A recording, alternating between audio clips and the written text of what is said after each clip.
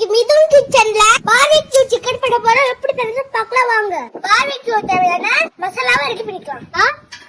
கரம் மசாலா, மிளகாய் பொடி, pepper, soya sauce, red chilli sauce, இஞ்சி பூண்டு பேஸ்ட், தேவையான அளவு உப்பு, கொஞ்சமா தயிர், எல்லாத்தையும் மிக்ஸ் பண்ணிக்கலாம்.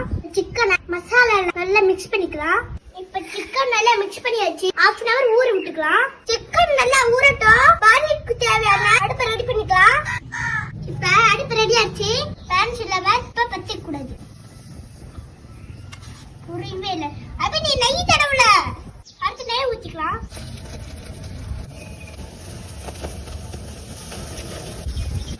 பார்பிக்யூ நல்லா ரெடி ஆச்சு. நாம டேஸ்ட் பண்ணி பார்க்கலாம்.